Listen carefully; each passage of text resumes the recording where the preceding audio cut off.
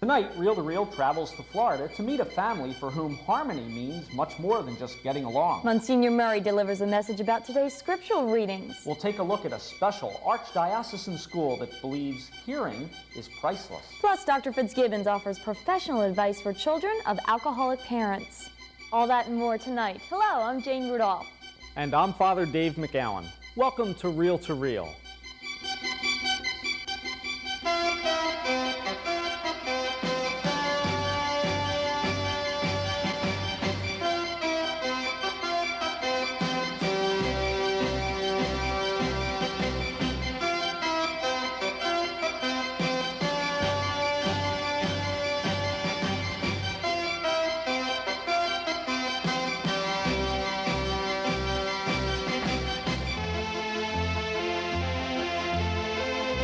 Good evening, and to all the moms, a very happy Mother's Day. While Mother's Day is always a good time to celebrate family togetherness, for many families, togetherness is not just a once-a-year thing. Some families eat together, some families work together, and some sing together. That's right, sing. Music making plays a big part in the lives of the family we're about to meet. After the death of their father, the musically talented Beaumont family banded together, literally, forming the Beaumont Family Band. Whether practicing together at home or performing publicly for friends and relatives, this four-brother, two-sister band is a living example of family togetherness. Does that mean at the Casey Hall or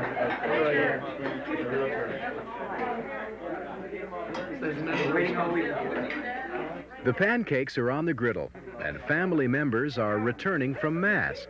It's a typical Sunday morning in the home of Joe and Rose Herman of San Antonio, Florida. Our gracious Heavenly Father, as you look down on your servants who labor in your vineyard. Among those here for breakfast is one of the Hermans' 9 children, Margaret Beaumont, herself the mother of 6. Family is what this story is all about. The kind of family perhaps only found in small-town America. Family members may leave for a while, but one way or another, they always seem to return. That's what happened to Margaret Beaumont. My husband died in 1974 at the age of 39. We were stationed at MacDill Air Force Base near Tampa at the time. I was pregnant with my 6th child. We both grew up here in San Antonio, so our aim was to come back here, so we moved back here, the children and I, when he died. And the oldest at the time was 12, almost 12. The youngest was almost 6, and I was 8 weeks pregnant with Kenny. When we moved back here, we chose the house we have across the street from the church because it was so handy to the same school and church that my family had always gone to. My father came here as a very young boy. My mother was born here. My mother-in-law was born here. And all my sisters and brothers. Something that has helped strengthen family bonds, especially after the death of their father, is music. This Sunday, the Beaumonts are going to share a little of their music with friends and relatives. The park's just across the street from their house.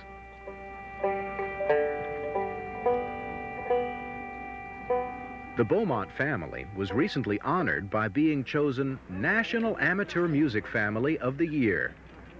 A neighbor nominated the Beaumonts for the award, which is given by the American Music Conference. The award recognizes families who share their musical talents in the community. From January through into May, we usually do mini concerts, sometimes 3 in a weekend and 3 weekends a month.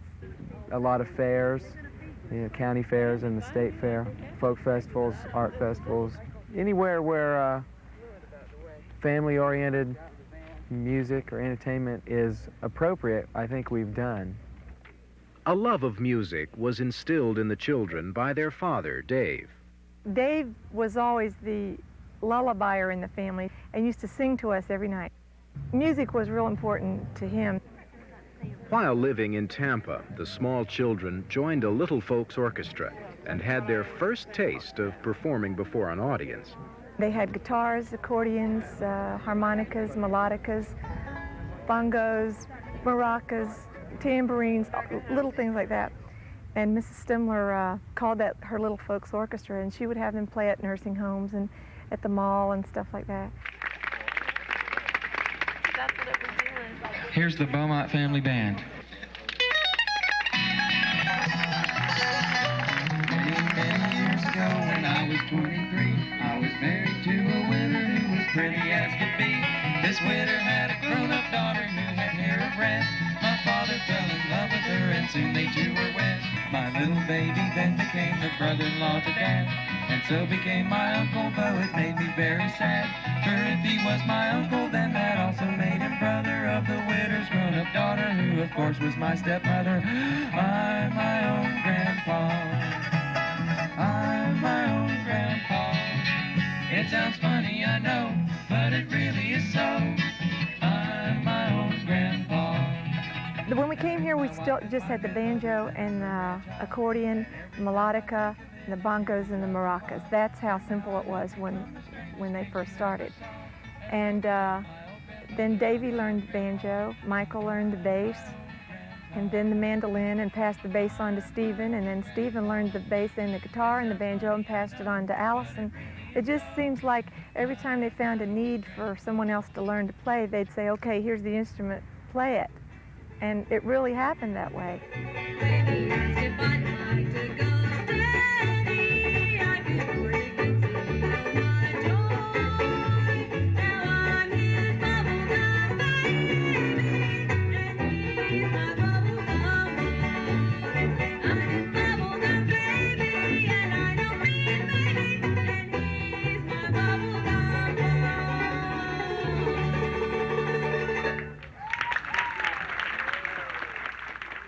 I'm Allison, and I'm 18 days short of being 20, and I'm fourth in line. It's 2 boys, 2 girls, and 2 boys. And I play bass fiddle in the band. That's my specialty. Davy takes charge. Davy's the oldest. He picks the songs, he arranges it, and he makes the show up, you know, with which songs in which order. He makes up the lists, and he's the leader. My mother cooks and she drives and she takes the phone calls. She doesn't play. She can clap real loud, but she's just the mother. Kenny's our youngest brother, and he's spoiled, but in a good way. He's our little baby, and everybody loves him. He was something to look forward to after our dad died. The Beaumonts play bluegrass, nostalgia, gospel, comedy, just about anything.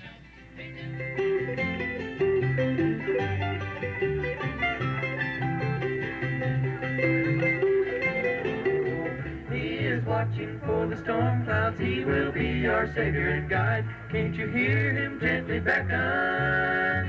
Meet me over on the other side. I was dancing with my darling to the Tennessee waltz at the annual Fireman's Ball.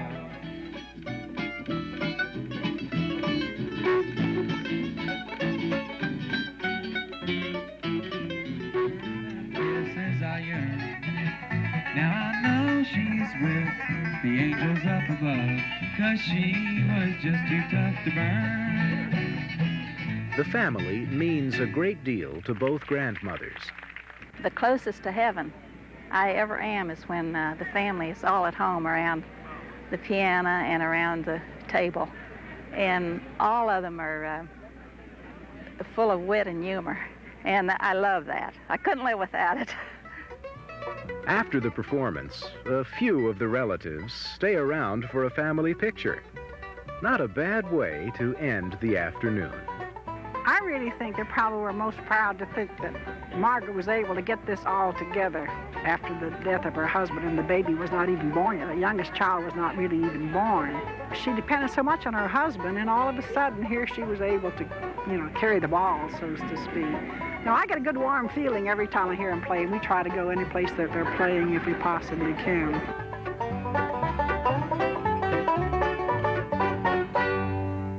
The Beaumont Family Band owes a lot of its success and growing popularity to the support and encouragement of their mother, the one non-musician in the bunch. Stay with us. Dr. Richard Fitzgibbons is up next.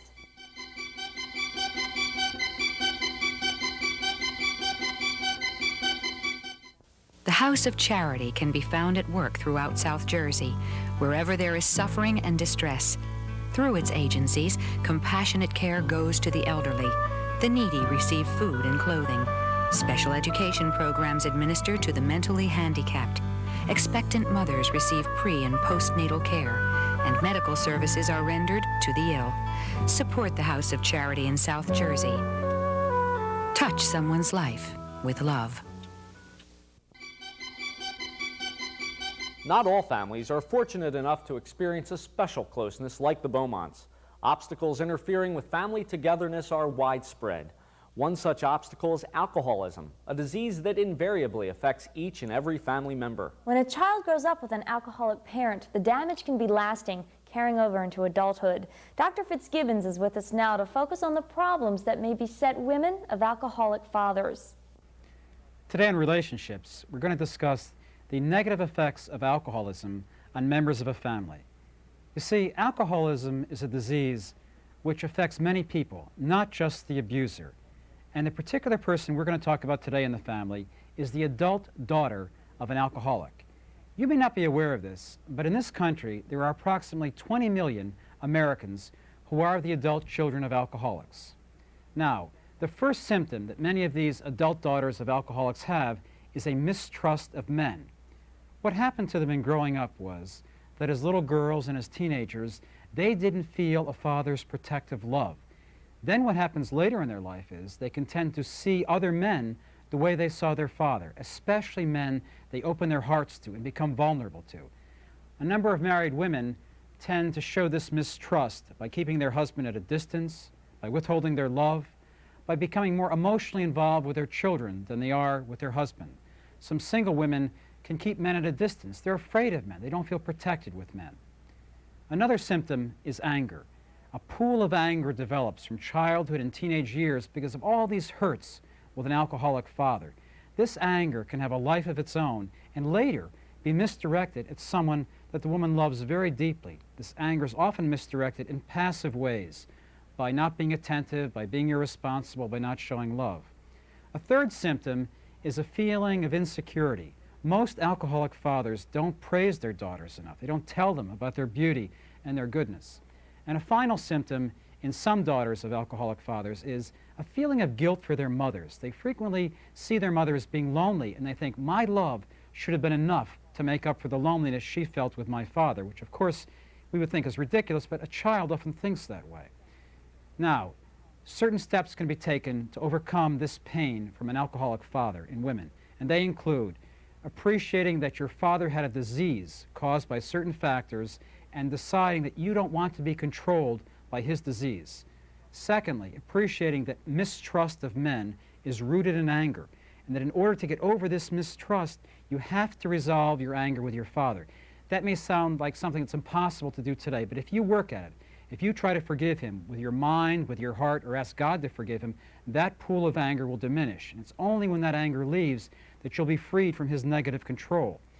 Thirdly, try to appreciate that men can be trustworthy, even though your father over here may have not been trustworthy. Also, to appreciate that your love did help your mother. It did make up for all her loneliness with your father, but it did help her. Fifthly, the Children of Alcoholics is an extremely helpful self-help group. You might consider going to that. Then finally, I've treated many women who, after they worked through their anger with their father, were able to use their faith and to come to appreciate that there was another father, a heavenly father, who loved them. That love helps heal their heart and resolve many of the wounds I've described. Thanks, Doctor. You know, Christ constantly explained the Scriptures to those who came to hear him preach. Like those early listeners, we too often need help understanding biblical passages. That's when we can turn to Monsignor Daniel Murray, who is prepared with his thoughts for us on the readings for this fourth Sunday of Easter. After the people heard Peter speak, they asked him and the other apostles, "Brothers, what are we to do?" Peter answered, "You must reform and be baptized, each one of you, in the name of Jesus Christ, that your sins may be forgiven. Then you will receive the gift of the Holy Spirit.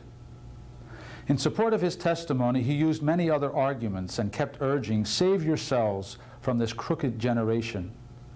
Those who accepted his message were baptized. Some 3,000 were added that day.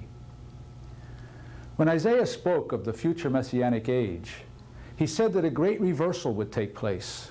Valleys would be filled in, hills made low. Darkness would turn into light, crooked ways made straight.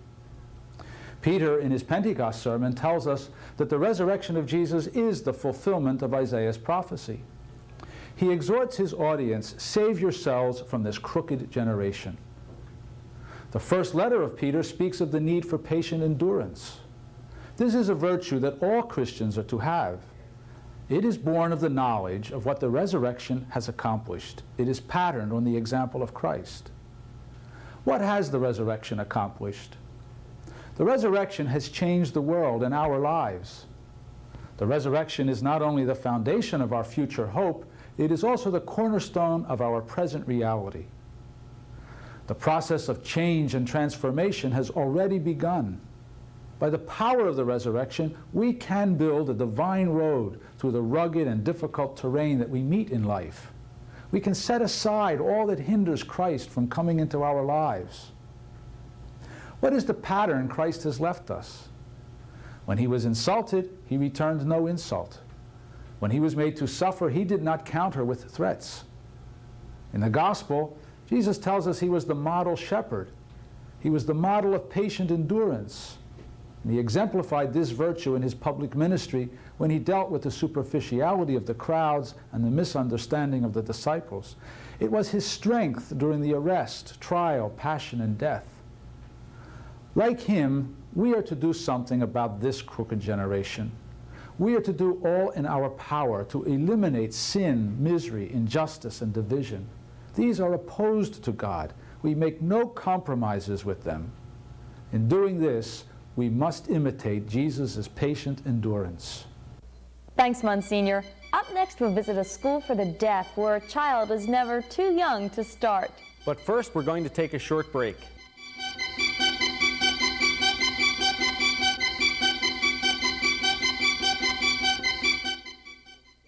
A few weeks ago, we at Reel to Reel began an appeal for your financial support. Many of you responded generously, and we wholeheartedly thank you. Because of that, we're able to continue to bring you our show every week. However, we still need and appreciate your continued support. As you know, for the past 5 seasons, we've been able to bring you this weekly show, requesting only your cards and letters in return. If you're a new viewer, or if you've enjoyed the message of Reel to Reel over these past years, we'd like to thank you for watching and invite you to participate in this venture by actively supporting the show. Today, with costs rising all around us, we need your financial support. A donation of $5, $10, $20, or whatever you can send would help ensure the continued presence of this program. Send your contributions to Reel, 222 North 17th Street, room 907, Philadelphia, PA 19103. And thank you very much. Communication is a vital part in growing and learning. For most parents, baby chatter and child talk are common and often taken for granted. But for a parent with a hearing impaired child, even the slightest sound from their child is cause for real celebration. Our final feature this evening highlights a school in the Archdiocese of Philadelphia where parents of hearing impaired students are finding reason to celebrate every day. Regardless of the degree of hearing loss or the age of the child, the staff at the Archbishop Ryan Memorial Institute for the Deaf makes it their business to enable every child to experience communication. Located on the corner of 36 and Spring Garden Streets, this red brick building looks like many other schools in the Archdiocese of Philadelphia. But once inside, it's obvious that this is no ordinary school. The 76 children currently attending Archbishop Ryan Memorial Institute are all hearing impaired. And Ryan has its own special approach to dealing with these children. School principal, Sister Miriam Esther, explains Ryan's uniqueness. We differ from many schools in the area because of our oral philosophy. We feel it's most important to give the children the opportunity to learn speech at a very early age. We have intensive training with the speech reading, auditory training, And I think because of our emphasis on that, we differ from other programs. What especially sets Ryan apart is its parent-infant program, which emphasizes training that begins as early as 4 months old. We saw children under 2.5 coming in, and obviously we could not sit them down at a desk and teach them speech as was previously done. We have to remember that the child that was born deaf, which is the major part of our population, has not had the experience of the hearing child in the crib for 9, 10, 12, 15 months before they actually come out with anything. We decided to begin our parent-infant program, and it is mainly geared to help the parent who is with the child throughout the week know how to develop speech and language. The hour-long parent-infant sessions teach parents how they can use daily routines to encourage speech and hearing capabilities in their child. The session is divided into 3 segments. Ordinarily, the first part, when the child and parent come in, we do some type of plaything. For instance, we may take the puppets, the animal puppets, or the stuffed animals or something, and do a lot with the sound of moo, because the child often is not babbling. The second segment of the parent-infant session usually goes into an activity. Many times it's involving food, because that's very much into the young child as well as the parents' everyday routine.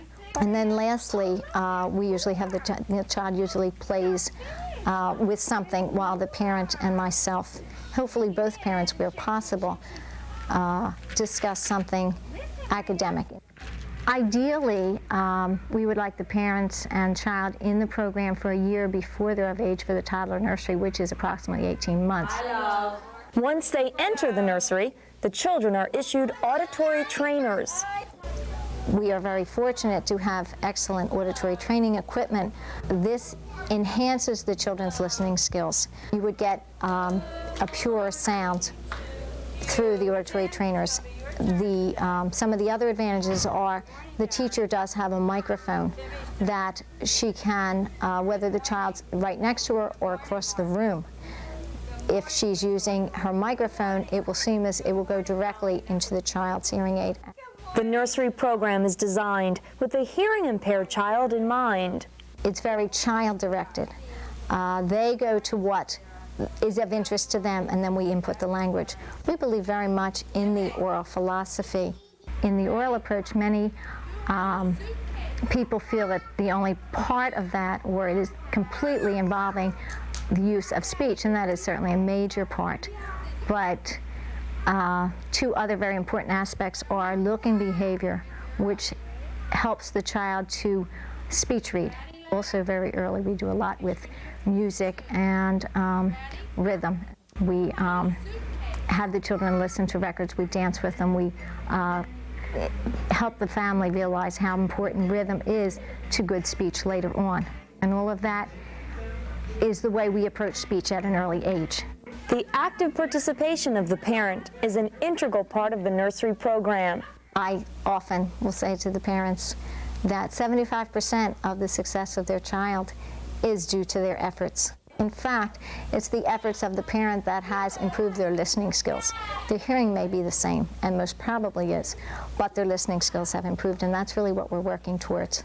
I wanted Casey to talk. I want her to be able to speak.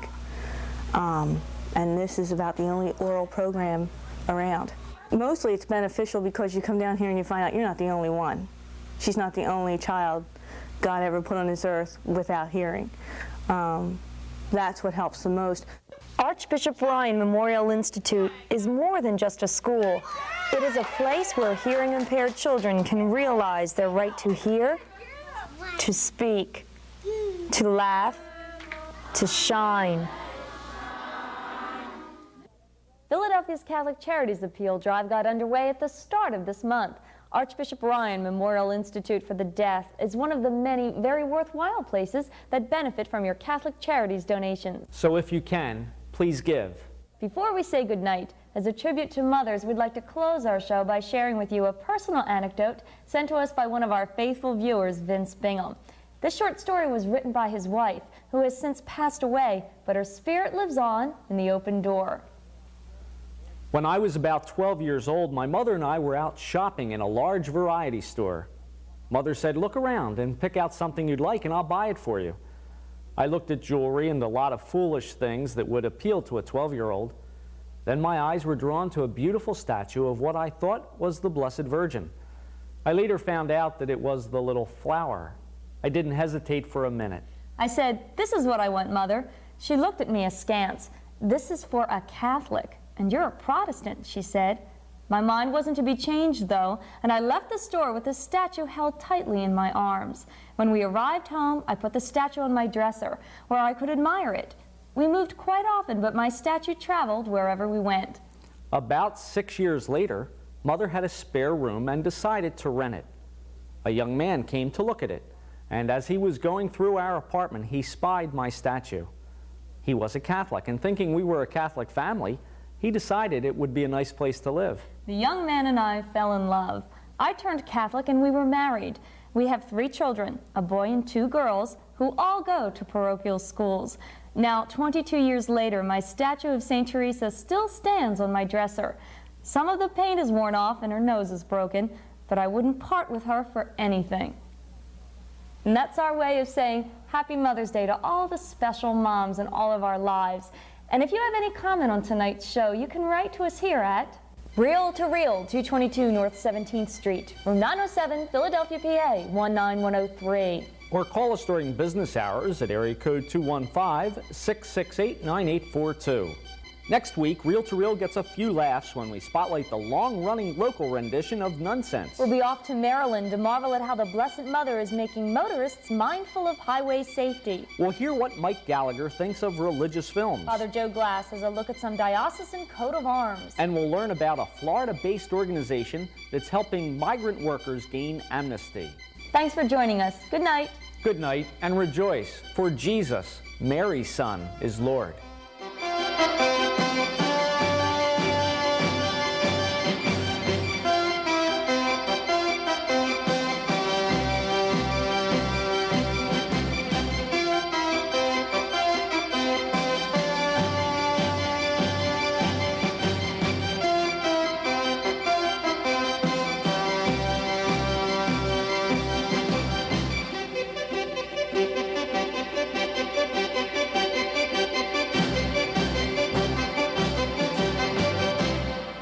Travel arrangements for Reel to Reel by Atkinson and Mullen Travel of Media, PA. Phone area 215-565-7070.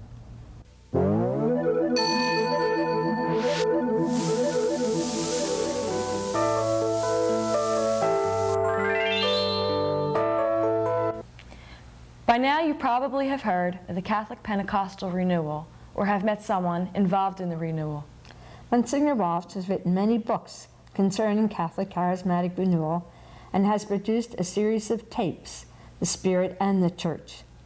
Just go to your local bookstore and ask to see them, or call 215-668-HOPE for a free brochure.